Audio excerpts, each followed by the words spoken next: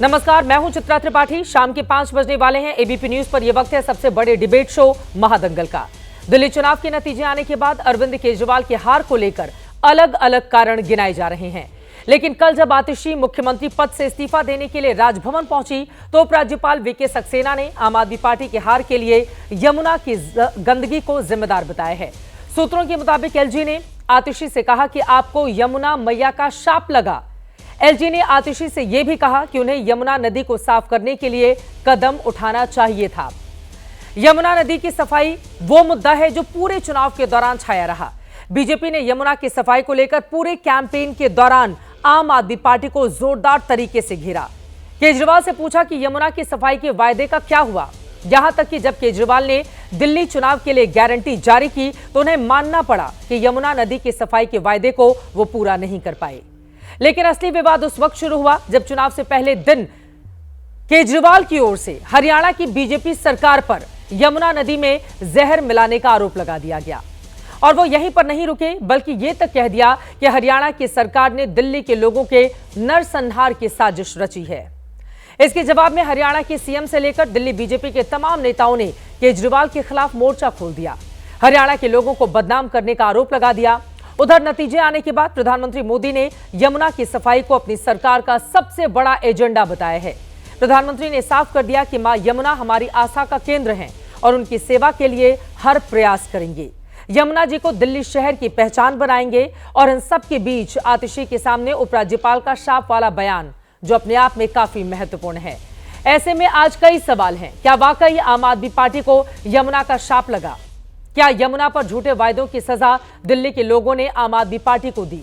सवाल यह भी है कि बीजेपी सरकार में यमुना वाकई स्वच्छ हो जाएगी? लेकिन महादंगल के सवालों का सिलसिला शुरू करें उसके पहले यमुना को लेकर वार पलटवार का यह दौर देखिए।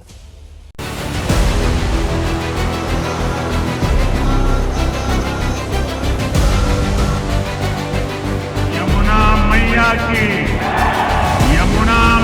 की एलजी साहब ने ये कहा है तो बिल्कुल ठीक कहा है, क्योंकि जब अरविंद केजरीवाल जी रोज झूठ पर झूठ बोल रहे थे तब उन्होंने घोषणा की थी बीजेपी की सरकार ने, हरियाणा सरकार ने पानी में जहर मिला दिया। ये उनका जो बयान था, ये उन्होंने चुनाव से पहले अपने ताबूत में आखिरी कील ठोक ली थी।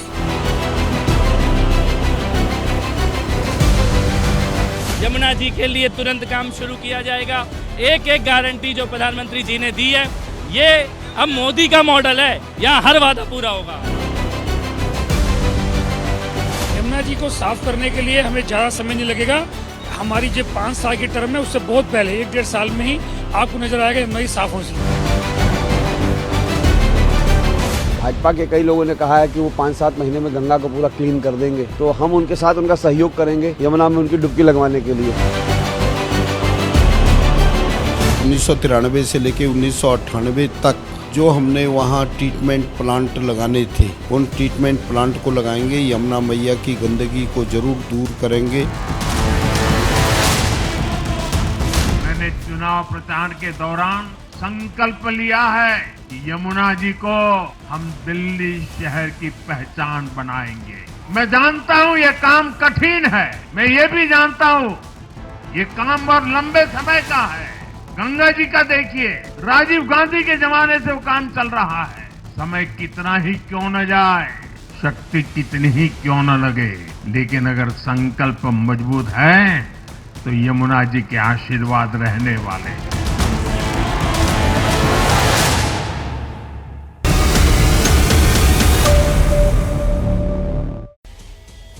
तो नहीं चला जहरीला दांव, हार गए चुनाव। कई ऐसे सवाल हैं जिसको लेकर बड़ी चर्चा महादंगल में करने वाले हैं। खास मेहमानों की मौजूदगी है, उनका परिचय आपसे करवा देती हूं। के शर्मा जी, राष्ट्रीय प्रवक्ता भारतीय जनता पार्टी के हमारे साथ जुड़ चुके हैं। अनुराग ढांडा जी, प्रवक्ता आम आदमी पार्टी के हमारे साथ मौजूद हैं। संगीत रागी जी, आप राजनीतिक विश्लेषक हैं, हमारे साथ जुड़ चुके हैं। रत्नाकर त्रिपाठी जी, राजनीतिक विश्लेषक, आपको कुछ ही देर में स्क्रीन पर दिखाई देंगे। प्रफुल्ल श्रीवास्तव, वरिष्ठ पत्रकार, स्टूडियो में हमारे साथ जुड़े हुए हैं। सभी का बहुत बहुत स्वागत है। सबसे पहले आपसे शुरुआत करते हुए के शर्मा जी, बीजेपी को ऐसा क्यों लगता है कि यमुना नदी के पानी को लेकर जो दावे किए गए थे आम आदमी पार्टी की ओर से, केजरीवाल की ओर से, वही उन्हें ले डूबा चुनाव में? नहीं चित्रा जी, ऐसा नहीं। देखिए, श्राप तो यमुना जी माँ का भी है और श्राप तो इस दिल्ली की जनता का भी जो है केजरीवाल को लगा है। और यही इसी श्राप के कारण से ही अरविंद केजरीवाल चुनाव हारे। जिस ढंग से दिल्ली वालों के साथ लगातार झूठ बोलना, लगातार उनको गुमराह करना, लगातार उनको वहम में रखना और आरोपों पे झूठे से झूठे आरोप लगाना, निम्न स्तर तक के आरोप लगाना, ये इनकी फितरत रही केजरीवाल की।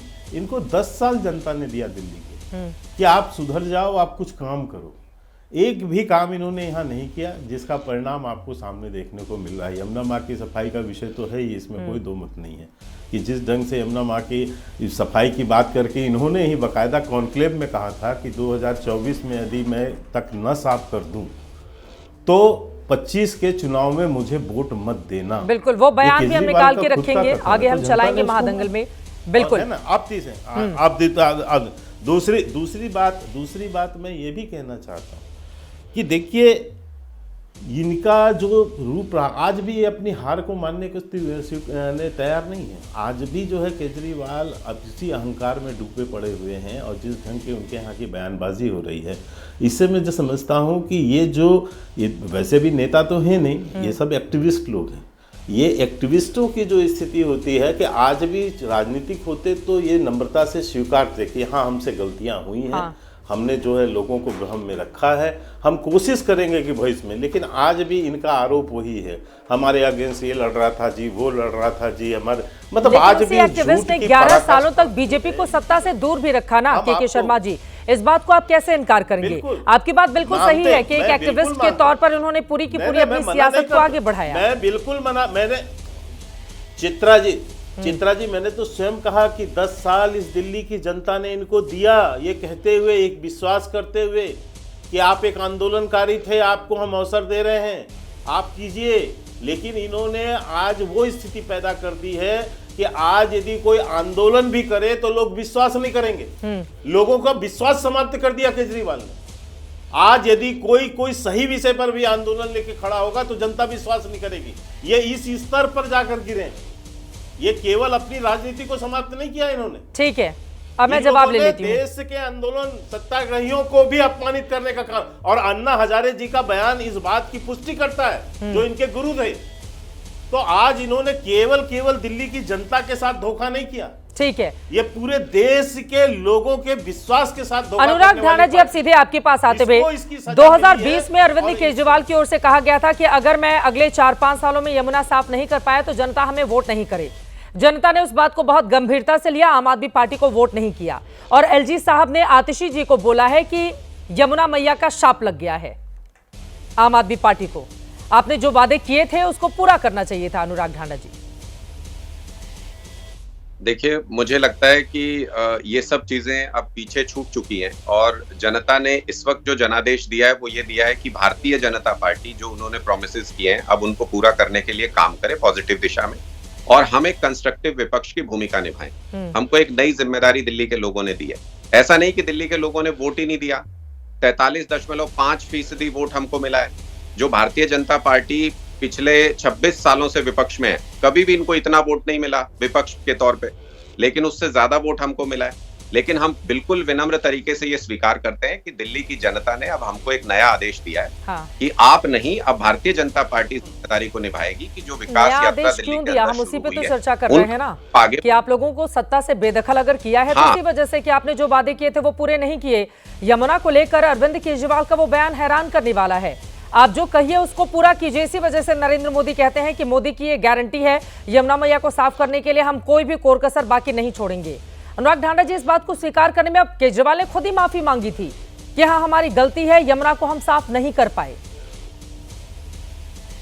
मैं तो चित्रा जी, मैं तो इसमें बिल्कुल 1% भी आपकी बात का विरोध कर ही नहीं रहा हूं। मैं तो ये कह रहा हूं कि हम तो स्पष्ट ये कह के चुनाव में गए थे कि भाई हम ये काम पूरा नहीं कर पाए, और अगर आप दोबारा मौका देंगे तो हम इस काम को आगे बढ़ाएंगे। इसमें कहाँ दो बातें हैं, जो आप कह रही हैं वही मैं कह रहा हूँ। मैं सिर्फ इतना कह रहा हूँ कि अब उन बातों पर तो निर्णय दे चुकी है जनता। जनमत से ये फैसला हो गया कि दिल्ली की सरकार चलाने का और इन सब कार्यों को आगे बढ़ाने का जिम्मा भारतीय जनता पार्टी को सौंपा गया है। हमें कंस्ट्रक्टिव विपक्ष की भूमिका दी गई, हमें ये कहा गया है कि ये काम पूरे हों ये आप भारतीय जनता पार्टी पे दबाव बनाएं और उसको सुनिश्चित करें। तो हम अपनी भूमिका निभाएंगे। भारतीय जनता पार्टी को भी अब राजनीति छोड़ के हो चुका है चुनाव। हम हमेशा से ये कहते आए हैं, चुनाव तक ये सब होना, चुनाव अब हो चुका है। भारतीय जनता पार्टी को उन कामों को शुरू करना चाहिए, हम उनका साथ देंगे। जहां उनको टाइट करने की बात होगी, जहां उनको सख्ती से पेश आने की बात होगी, वहां विपक्ष के तौर पे उनका विरोध भी करेंगे। लेकिन उनको अब उन कमिटमेंट्स को पूरा करना चाहिए, उन उम्मीदों को पूरा करना चाहिए जो लोगों ने उनसे रखी है और उनको वोट दिया। संगीत रागी जी, सीधे आपके पास आते हुए एलजी ने कहा है कि यमुना का शाप ले डूबा आम आदमी पार्टी को। मैं आ रही हूँ के शर्मा जी, एक एक टिप्पणी सबकी ले लेती हूँ। बोलिए एक लाइन मेरी, बोलिए एक लाइन। मैं एक लाइन कहना चाह रहा हूँ। हाँ बस मैं, देखिए अनुराग ढांडा जी ने इस बात को कहा कि हमने तो माफी मांग ली और जनता ने निर्णय भी दे दिया कि आप जो है आपने काम नहीं किया।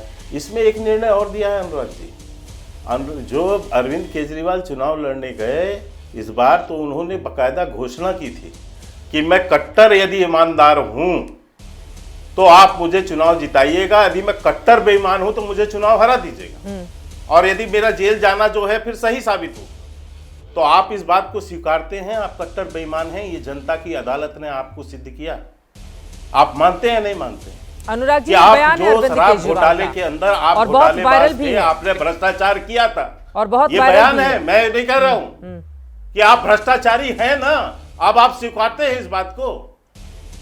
अनुराग जी, कहा हमने यमुना पे माफी मांगी है, तो आप इसको भी स्वीकार लीजिए, क्योंकि जनता का आदेश है। आप जनता की अदालत में बोल के गए थे, कोर्ट तो निर्णय दे ही रहा है, कोर्ट से तो आप भ्रष्टाचारी के रूप में आरोपी हैं, जेल से बेल में। ठीक है, अब इस पे बता दीजिए। जवाब ले लेती हूँ, बोलिए अनुराग जी। यही कि 43.5% लोगों ने अपनी राय अरविंद केजरीवाल जी के हक में दी है। लेकिन हाँ, ये सत्य है कि बहुमत हमारे पक्ष में नहीं है, ये तो उस निर्णय को हम स्वीकार तो रहे हो। आप ये परसेंटेज में बात करके आए थे क्या?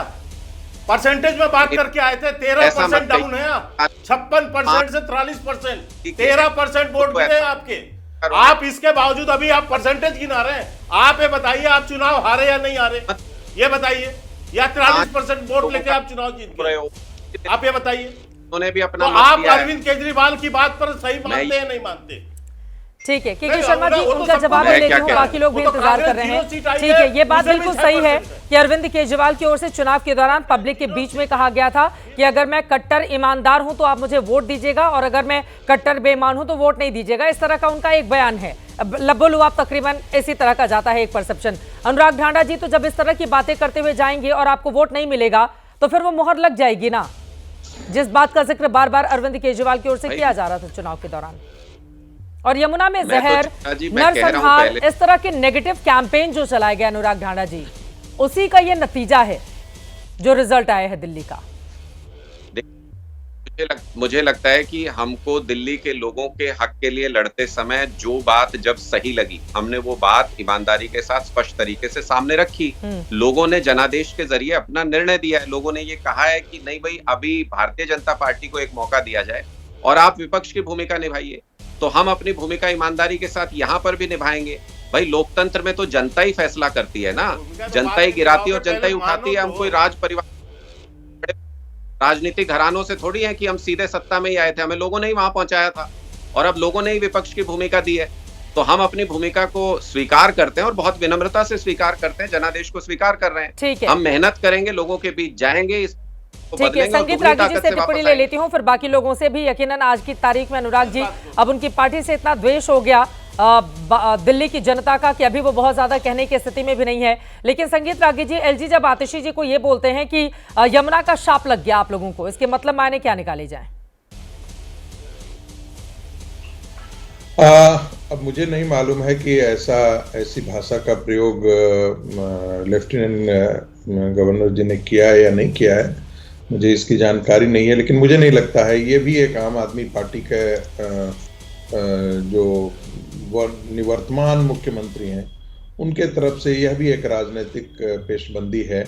मुझे नहीं लगता है कि उस जगह पर बैठ करके इस प्रकार की भाषा का उन्होंने प्रयोग किया होगा। एक दूसरी बात, जो महत्वपूर्ण बात यह है, अरविंद केजरीवाल ने अपनी पार्टी से हर उस ईमानदार व्यक्ति को हटा दिया रास्ते से जो उनके लिए राजनीतिक तौर पर रोड़ा बन सकता था।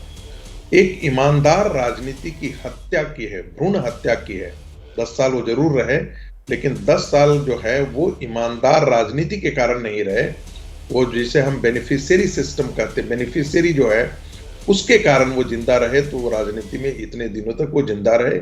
यदि सरप्लस बजट का स्टेट नहीं होता तो अरविंद केजरीवाल इतने दिन तक भी राजनीति में टिके नहीं रहते। दूसरी बात, एक और बात जिक्र कर देना चाहूँ, 2 दिन से ये बात मैं देख रहा हूँ कि 2% का 1,90,000 वोटों का ही तो अंतर है। यदि 12 कॉन्स्टिट्यूएंसी को माइनस कर दे, 12 कॉन्स्टिट्यूएंसी को कंप्यूटेशनल दृष्टि से, गणित की दृष्टि से थोड़ा माइनस कर दे, क्योंकि जब एवरेज जो होता है ना, एक्सट्रीम उसको प्रभावित करता है। जहां पर उनको 80%, 82% वोट मिले हैं एक समुदाय विशेष का, तब यदि वो देखेंगे कि जो 58 सीटें हैं, 58 सीट पर उनका जो एवरेज है, वोटों का एवरेज है, वो उसी 38% 40% के बीच आकर के टिक जाती है।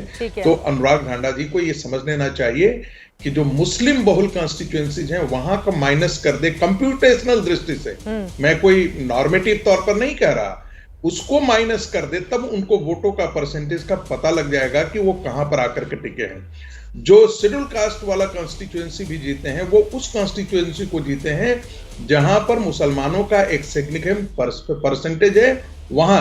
तो मुस्लिम और दलित वहीं पर जीत पाए हैं जहां पर मुस्लिम एक अच्छा सिग्निफिकेंट प्रोपोर्शन वहां पर रहा है, वो सीटें वो जीत पाए हैं। एक और बात जिक्र कर देना चाहता हूं, देखिए अरविंद केजरीवाल ने जो राजनीति की, मुझे लगता है कि जैसे रावण वध के बाद लंका में एक सन्नाटा था, कोई उसके पास सिंपैथी जताने वाला नहीं था।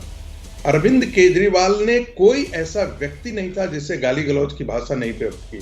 मैं अच्छी तरीके से जानता हूं, बड़े बड़े नेता हों उनके, चाहे वो प्रशांत किशोर हो, प्रशांत भूषण हो, चाहे योगेंद्र यादव हो, चाहे आशुतोष हो, चाहे कुमार विश्वास हो, एक के बाद, या गांधी, मैं मुंबई में गया था, एक एक आदमी को इस व्यक्ति ने छला है, ठगा है, धोखा दिया है और बेइज्जत किया है। अरे तो इसी वजह से तो आज तो सारे लोग खुश हो रहे हैं ना संगीत रागी जी। देखिए दोनों ही तरह की परिस्थिति होती है ना, इन्होंने उनके साथ धोखा किया, आप आरोप लगा रहे हैं, उधर वाले भी खुश हो रहे हैं और वो भी तुलना करें तमाम बातों को लेकर। अनुराग जी मैं आऊंगी, हमारे पास और भी बहुत सारे लोग हैं, जल्दी जल्दी टिप्पणी ले लेती हूँ। रत्नाकर त्रिपाठी जी फौरन आऊंगी, उसके पहले प्रफुल्ल श्रीवास्तव आपके पास आते हुए, यमुना नदी का पानी, क्योंकि अरविंद केजरीवाल के 2 ऐसे बयान जिसकी चर्चा बहुत ज्यादा जरूरी हो जाती है। एक तो 2020 में ये कहना कि यमुना साफ नहीं कर पाया तो फिर आप मुझे वोट नहीं दीजिएगा, बीजेपी ने इसको बड़ा मुद्दा बनाया, यमुना का पानी दिखा कर प्रवेश वर्मा पहुंच गए कटआउट लेकर यमुना के पानी में डुबोने के लिए अरविंद केजरीवाल के कटआउट को, और वो तस्वीरें भी बहुत वायरल हुई थी।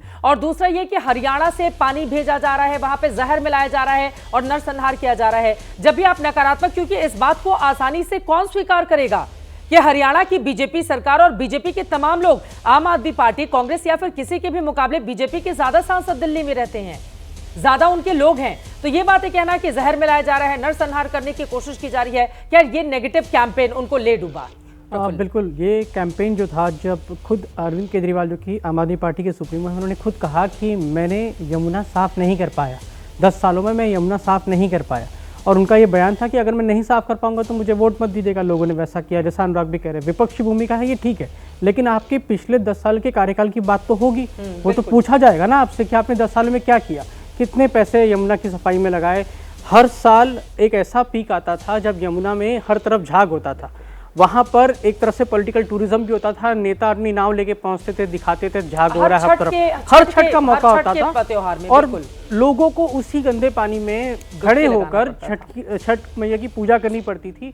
ये तो सत्य रहेगा, ये तस्वीरें हमेशा रहेंगी। बिल्कुल। तो वो 10 साल पे सवाल तो पूछे जाएंगे, भले ही आप सत्ता से बाहर हो जाए, विपक्ष में बैठे, लेकिन अब जब आने वाले वक्त में, जैसा कि बीजेपी ने कहा है कि जब सरकार आएगी तो सीएजी की रिपोर्ट्स भी आएंगी, वो रिपोर्ट्स में वो भी चीज़ें आएंगी कि 10 सालों में आपने यमुना की सफाई पे कितने पैसे खर्चा किए, कितनी घाट बनाए, कितने उसकी सफाई के लिए एसटीपी या सीवेज ट्रीटमेंट प्लांट लगाए, कितनी जगहों पे आपने क्या कुछ किया।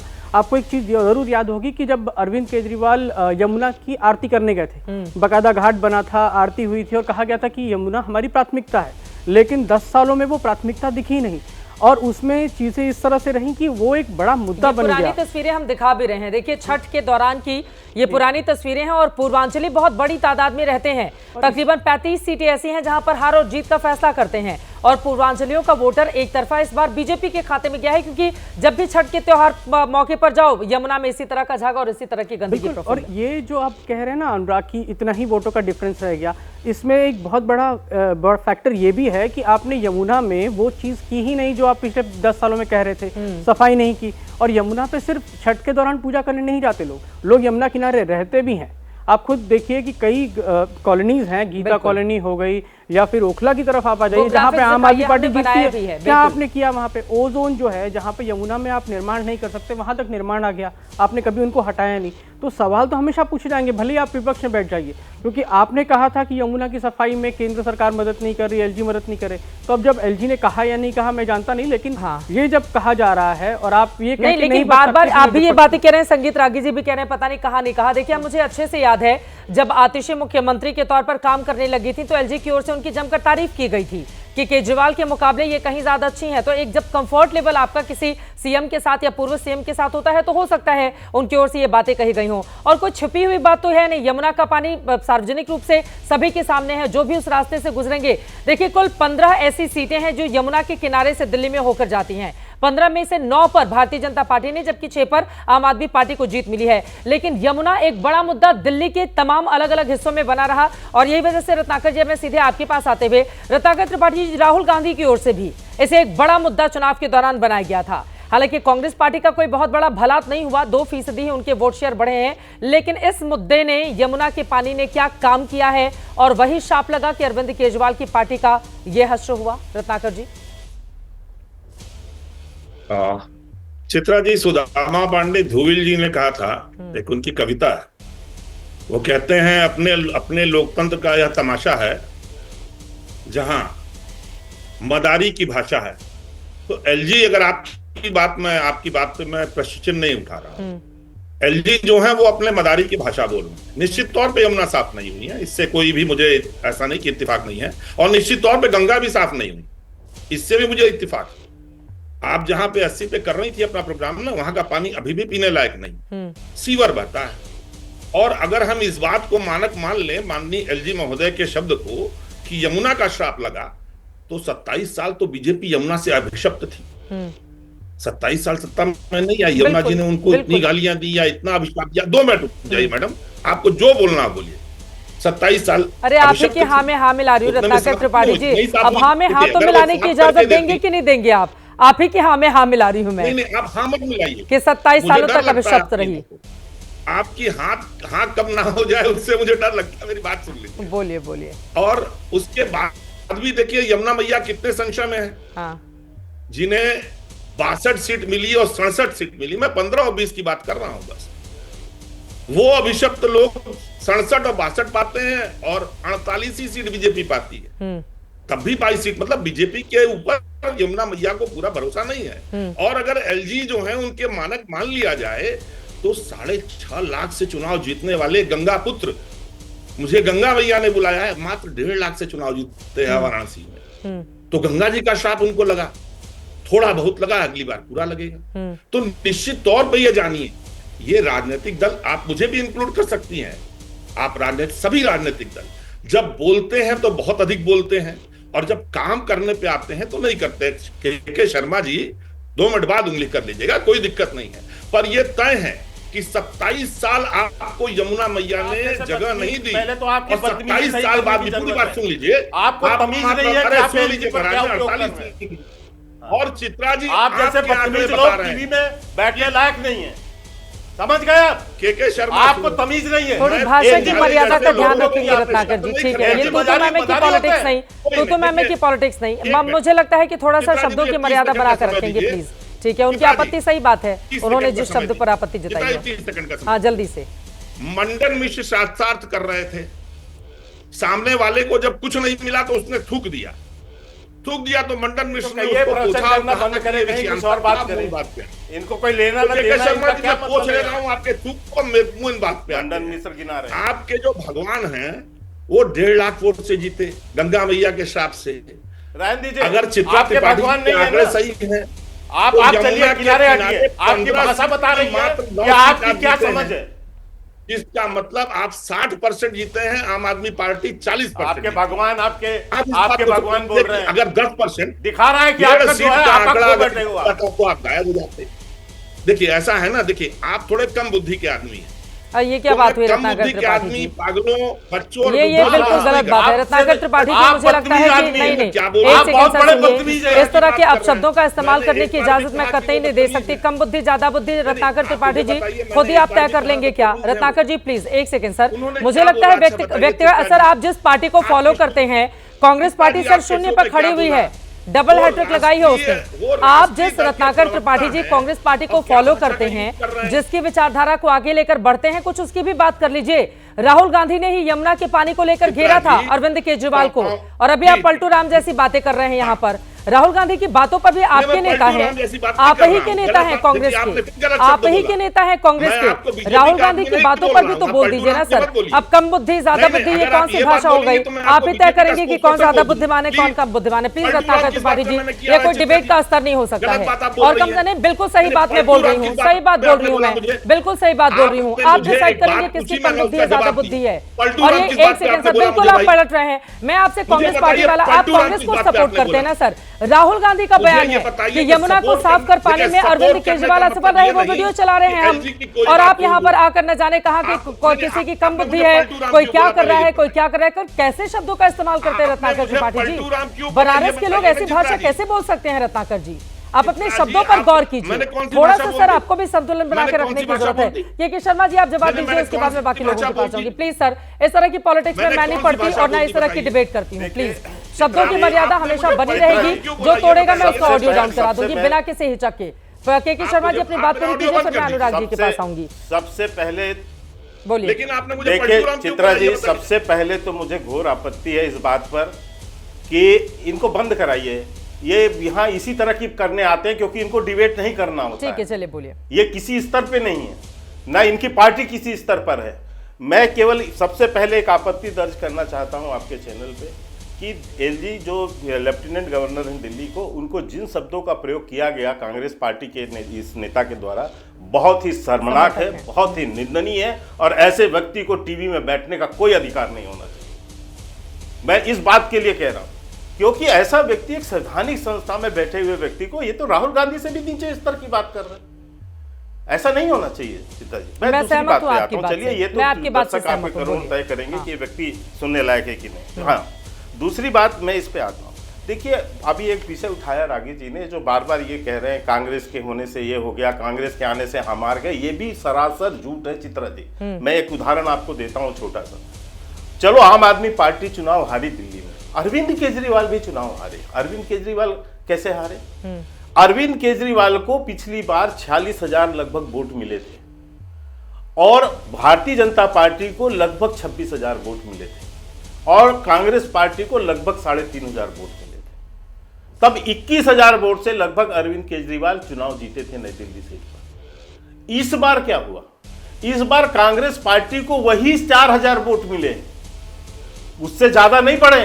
अरविंद केजरीवाल 46,000 वोट से घट के 25,000 वोट पर आ गए और भारतीय जनता पार्टी के प्रवेश वर्मा 25,000 से बढ़ के 30,000 वोट पर गए, मतलब 4,500 वोट से आ रहे हैं। तो कांग्रेस के रहने और न रहने से कुछ नहीं होता। यदि इस यहां पर कांग्रेस लड़ती या नहीं लड़ती, जनता ने मन बनाया हुआ था कि अरविंद केजरीवाल और आम आदमी पार्टी को इस बार हराना है, तो वो साथ भी लड़ते तो भी हारते, साथ लड़ जाते तो ज्यादा हो जाते ना वोट। यही तो बात है। 14 ऐसी सीटें हैं के शर्मा जी जहां पर कांग्रेस पार्टी के उम्मीदवार ने इतनी ज्यादा सीटें पाई हैं जितनी कम से हारी है आम आदमी पार्टी। इसी वजह से पूछा जा रहा है कि दोनों मिल जाते तो फिर बीजेपी के लिए मुश्किल कर देते। 14 सीटों का आंकड़ा ये बताता है। मैं आपके आर्गुमेंट का जवाब दे देता हूं। मुझे एक चीज बताइए, जो वोट कांग्रेस को मिली वो किसने देखा है कि वो वोट जो है आम आदमी पार्टी को ही मिलता? वो विरोध में जिसने कांग्रेस को दिया वो भाजपा में वोट नहीं देता वो। और यदि ऐसा होता तो केजरीवाल का जो मैंने उदाहरण दिया, यहां तो कांग्रेस ने कोई वोट नहीं बढ़ाया।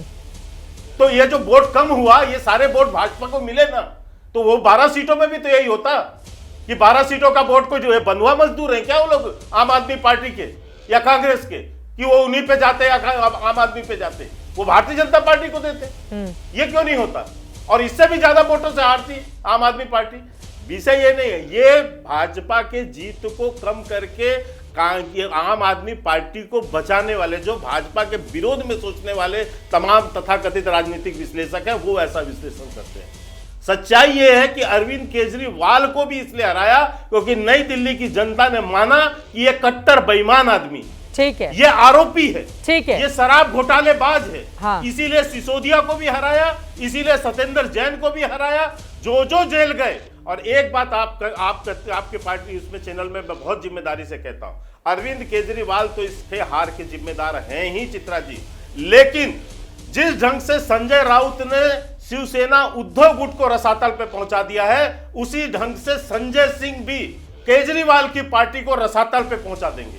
क्योंकि संजय निशाने पर हैं के शर्मा जी के उस स्तर की बदतमीजी की भाषा बयानबाजी की है। ठीक है, इन्होंने हिंदुओं के सेंटिमेंट को, आपको याद होगा, मैं अब जवाब ले लेती हूँ। अनुराग जी बहुत देर से हाथ उठा रहे हैं, संगीत रागी जी भी कुछ कहना चाह रहे हैं। आपके आरोपों पर अनुराग ढांडा जी का जवाब ले लेती हूँ पहले मैं। संजय सिंह ने लोगों की भावना को चोट पहुंचाया। संजय सिंह की तमाम बयानों की टिप्पणी पर वो बोल रहे हैं अनुराग ढांडा जी कि संजय राउत ने वहां का खेल बिगाड़ा और संजय सिंह यहां का खेल बिगाड़ रहे हैं आम आदमी पार्टी का। और भी जो आरोप उनकी ओर से लगाए गए हैं कि अरविंद केजरीवाल को हारना ही था, कोई वायदे उन्होंने पूरे नहीं किए और शराब घोटाले का जो आरोप था वो उन्हें अलग से ले डूबा।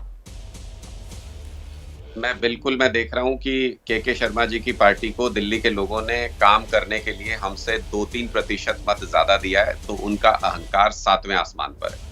तो ठीक है, दिल्ली की जनता उसको भी करेक्ट करेगी समय आने पर। लेकिन मैं संगीत रागी हार नहीं स्वीकार कर पा रहे हो, टूट जाओगे, रस्सी जल गई है, ऐठ नहीं जा रही आपकी। हाँ अनुराग जी, मैं देख रहे हैं वो तो किसकी ऐठ है और किस। मैं सिर्फ इतना कहना चाहता हूँ चित्रा जी कि इससे पहले संगीत रागी जी ने जो विश्लेषण किया वो दरअसल विश्लेषण नहीं था, वो एक परसेप्शन बनाने की कोशिश थी। उन्होंने बिल्कुल गलत तरीके से ये बताया कि कहा कि मुस्लिम सीटों पे ही हमें वोट मिला है। रागी जी, हमें पैन दिल्ली कोई भी ऐसी सीट नहीं है जहां पे हमको वोट प्रतिशत अच्छा नहीं मिला है। 40% वोट तो हमारा हर एक कॉन्स्टिट्यूएंसी में आपको मिलेगा। जहां तक रही मुस्लिम कॉन्स्टिट्यूएंसीज की बात, वहां पे इस बार AIMIM के जो कैंडिडेट्स थे उनको नई दिल्ली में कहा है, नई दिल्ली में कितना परसेंट वोट है सुन लीजिए। नई दिल्ली केजरीवाल की सीट है यार, इतना तो सोचो। आप बोल रहे हो पैन दिल्ली, सुन तो आप कुछ पढ़ के भी आए हो, स्टडी भी करके आए हो। अनुराग जी की बात सुन लेते हैं, फिर उसके बाद आप बोलिए। स्टडी भी करके आए हो, ठीक है, सुन लेते हैं उनका जवाब, बोलिए। मैं वोट जो Delhi constituency, new Delhi constituency में कटे हैं, वो भी आप स्टडी करके आए हो तो बता दीजिए। कैसे कॉलोनियों में कैंपेन करने नहीं जाने देते थे, वो भी स्टडी करके आए हो तो बता दीजिए। पुलिस का जो बेजा इस्तेमाल ये आरोप चुनाव में किया है वो भी स्टडी करके आए। ये रोना रो वो तो हमें पता था। आप बोलेंगे के शर्मा जी, फिर अनुराग की आवाज नहीं आ पाएगी, फिर उनकी बात रह जाएगी। संगीत रागी भी बोलना चाह रहे हैं, प्रफुल्ल भी स्टूडियो में बैठे हुए हैं, लेकिन मेरे पास भी जो आंकड़ा है, अब उनको प्लीज बोले दीजिएगा के शर्मा जी। अनुराग ढांडा जी, मेरे पास भी जो आंकड़ा है, मुस्लिम बहुल कुल 10 सीटों में से आम आदमी पार्टी ने 8 सीटों पर जीत दर्ज की है, बीजेपी ने 2 सीटों पर जीत दर्ज की है। तो ये आंकड़ा सिरे से खारिज कर देना कि नहीं ऐसी बात नहीं है, आपने जो 22 सीटें जीती हैं उनमें से 8 सीट, मेरे पास भी वही आंकड़ा है अनुराग ढांडा जी। मैं भी और सबसे ज्यादा जो हाईएस्ट मार्जिन से आम आदमी पार्टी जीती है वो भी मुस्लिम सीटों पर ही जीती है अनुराग ढांडा जी। तो ये तो सीलमपुर और मटिया महल, ये 2 सीटें जो बड़े मार्जिन से जीता है आप लोगों ने।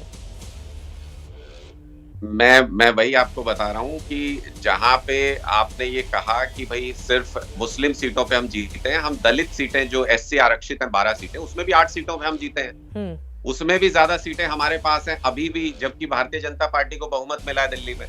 तो ये कहना गलत है कि जहां पे मुस्लिम सीटें थी सिर्फ वही हमको मैंडेट मिला है। आप देखिए ना कितने कम मार्जिन से, 1000 से कम मार्जिन से हम कम से कम 5-6 सीटें ऐसी हैं जहां 1000 वोटों से भी कम अंतर रहा है हमारा जीत और हार का। तो ऐसा नहीं है कि दिल्ली के लोगों ने वोट नहीं दिया, दिल्ली के लोगों ने वोट खूब दिया, लेकिन इनकी जो संगठित शक्ति थी भारतीय जनता पार्टी की, जिसमें पुलिस, चुनाव आयोग, सारी एजेंसियां शामिल थी, वो संगठित शक्ति उस वोट के ऊपर भारी पड़ी है।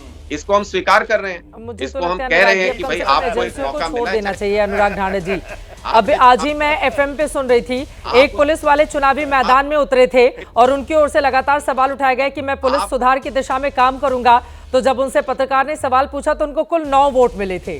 ठीक है सर, तो अब पुलिस को, एजेंसियों को मुझे लगता है कि थोड़ा सा बख्श देना चाहिए। संगीत रागी जी हाथ उठा रहे हैं। संगीत जी जल्दी से अपनी बात कहिए। रत्नाकर जी उसके बाद में आ रही हूँ आपके पास। देखिए अनुराग, वो कह रहे हैं दलित सीटों पर भी जीत मिली है हमें, जिसको संगीत रागी इग्नोर कर रहे हैं। नहीं, उन्होंने मैंने ये नहीं कहा था। मैंने ये कहा था कि मुस्लिम बहुल इलाकों में आपको परसेंटेज ऑफ वोट्स ज्यादा मिले हैं, इसके कारण आपका एवरेज जो है वो जिसे 41% कह रहे हैं वो उसमें बढ़ोतरी दिखती है। दूसरा मैंने कहा कि जो दलित रिजर्व कॉन्स्टिट्यूएंसी है वहां भी इस कारण से जीत के आए हैं जहां पर मुस्लिम कंसंट्रेशन हाई है, इस कारण से उस कॉन्स्टिट्यूएंसी को जीत पाए हैं। नहीं तो वो यदि फैक्टर माइनस कर दें तो भारतीय जनता पार्टी वहां जीती थी। ये 2 बातें मैंने कही। तीसरी बात मैंने ये कहा कि देखिए अरविंद केजरीवाल कहें या न कहें, परफॉर्मेंस की जहां पर पॉलिटिक्स होती है, अरविंद केजरीवाल उन्होंने बुरी तरीके से पीटे हैं। नई दिल्ली को और एक बहुत अच्छी राजधानी के रूप में पेश करने की बात उन्होंने शुरू से की थी, आपने उसे गटर खाने में तब्दील कर दिया। सरप्लस बजट होता था, आपके पास एक मौका था, आप एक नई राजनीति की शुरुआत कर सकते, आपने उसकी भ्रूण हत्या कर दी है। कोई भी व्यक्ति, जेपी मूवमेंट आया, जेपी मूवमेंट में एक नई राजनीति की शुरुआत की बात की थी, खत्म हो गया। विश्वनाथ प्रताप ने शुरुआत की थी, वो भी खत्म हो गया।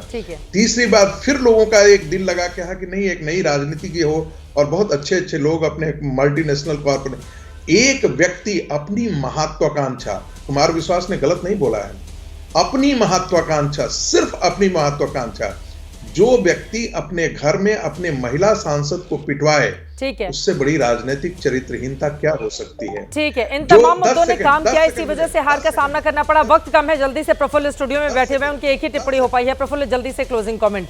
लेकिन बीजेपी के सामने भी चुनौतियां कई बड़ी हैं। एक तो साफ सफाई, दिल्ली के कई ऐसे हिस्से जो बहुत ज्यादा गंदे हैं, सड़कें टूटी हुई हैं, यमुना के जल को लेकर जो बीजेपी अब तक आक्षेप आरोप लगाती रही है, अब उसके सामने भी, क्योंकि बिहार में जब चुनाव होगा उसके ठीक पहले छठ पर्व शुरू हो जाएगा और दिल्ली का भी असर पड़ेगा बिहार पर। देखिए, जिस तरह का गाजीपुर का लैंडफिल साइट है ना, उस तरह के प्रोमिसेस हैं इस समय चुनाव में, और अब वो पूरे करने होंगे, चाहे वो 2500 रुपये हो, दिल्ली की सड़कों को बनाना हो, यमुना की सफाई हो, और इसके लिए जो बजट चाहिए होगा ना, वो 1 साल में तो नहीं हो पाएगा। तो इसमें ये कहना कि हम आते ही सब कुछ कर देंगे, ये नहीं हो पाएगा। अरविंद केजरीवाल 10 सालों में नहीं कर पाए, कितने एसटीपी बना पाए वो ढंग से नहीं बता पाएंगे, सीएजी रिपोर्ट आएगी तो पता चलेगा। अब बीजेपी के सामने सबसे बड़ी जो चैलेंज है वो ये है कि आने वाले दिनों में त्यौहार जब शुरू होंगे तब तक वो क्या यमुना साफ कर पाएंगे, इतना समय है उनके पास, और इतना करने के लिए क्या इंफ्रास्ट्रक्चर है दिल्ली में उसके लिए। तो एकदम झटके से कर पाना बहुत मुश्किल होगा बीजेपी के लिए भी। बीजेपी को भी शायद 4-5 साल लगेंगे, एसटीपी तुरंत नहीं बनती, अरे 4-5 साल भी ले, कम से कम कर तो दें। अब यमुना का जो हाल है उसको देख के लगता है ना कि कर तो दें। 5 साल ले, 5 सालों का पूरा मैंडेट है उनके। एक आदमी ने 10 साल में नहीं किया, बीजेपी देखते हैं कितने करते हैं। अब बीजेपी को देखना होगा कि कितने सालों में करती है, लेकिन बीजेपी के लिए प्लस पॉइंट यही है कि केंद्र में सरकार है, एनसीआर के दूसरे हिस्सों में बीजेपी की सरकार है, और आपकी ये जिम्मेदारी भी है के शर्मा जी, भारतीय जनता पार्टी की जो कहा है वो कीजिए, क्योंकि प्रधानमंत्री मोदी ने भी कहा है कि मोदी की गारंटी है, और उसी गारंटी पर लगातार हमारी नजर बनी रहेगी, क्योंकि यमुना का साफ होना राजधानी दिल्ली में बहुत जरूरी है। देश के अलग अलग हिस्सों से लोग यहां पर आते हैं, विदेशों से लोग आते हैं, और जब यमुना के जल को इतना गंदा पाते हैं तो यकीनन कई सवाल यहीं से खड़े होते हैं। क्या यमुना ने डुबो दिया आम आदमी पार्टी को राजधानी दिल्ली में? इसी विषय को लेकर महादंगल में चर्चा हो रही थी।